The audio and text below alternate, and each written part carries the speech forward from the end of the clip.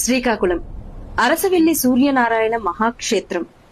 ద్వాపర యుగంలో సూర్యనారాయణ స్వామి విగ్రహం బయటపడటానికి అసలు కారణం ఏమిటో ఈ వీడియోలో తెలుసుకుందాం. ద్వాపర యుగం చావు బతుకులో నీటి కోసం ఎదురు చూస్తున్న ప్రజల రోదనతో బలరాముడు తన నాగలితో నేలను చీల్చగానే భూమిలో దాగి ఉన్న జలశక్తి నేలపైకి వచ్చింది.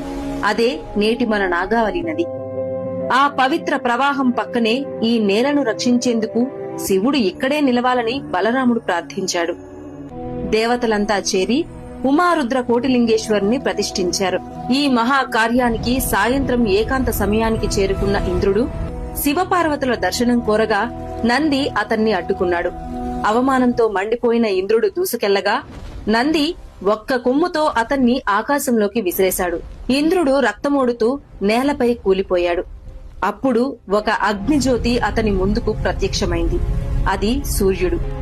కలియుగంలో భూమిని రక్షించేందుకు నేను ఇక్కడే కొలువవుతాను అని సూర్యుడు చెప్పాడు. నువ్వు పడిన నేలను వజ్రంతో చీల్చు, నా నిజరూపం బయటపడుతుంది అని సూర్యుడు చెప్పారు. ఇంద్రుడు వజ్రాయుధంతో నేలను కొట్టగానే భూమి హృదయం పగిలిపోయింది.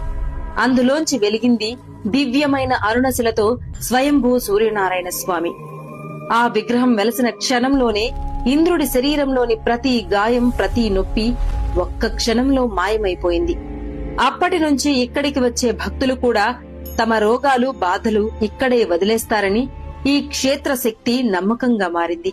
ఇంకా అద్భుతం ఏమిటంటే ఏడాదికి 2 సార్లు మాత్రమే, మార్చి మరియు అక్టోబర్లో పొద్దున్న తొలి సూర్య కిరణం గర్భగుడి చీకటిని ఛేదించి స్వామి పాదాలపై పడుతుంది. అక్కడి నుంచి శిరస్సు వరకు తనను తానే స్పృశించి మరలా తన శక్తిని తేజోవంతం చేసుకుంటుంది. ఇది నిర్మాణం కాదు, సూర్యుడు తనే తన రూపాన్ని తాకే క్షణం. కృష్ణావతారం ముగిసిన తర్వాత కల్కి ఉదయించే వరకు ఈ భూమిని రక్షించేందుకు వెలసిన ఏకైక మహాక్షేత్రం శ్రీ అరసవిల్లి సూర్యనారాయణ స్వామి క్షేత్రం. ఇలాంటి చరిత్ర మీ గుడికి ఉందా? కామెంట్ చేయండి. మన చరిత్ర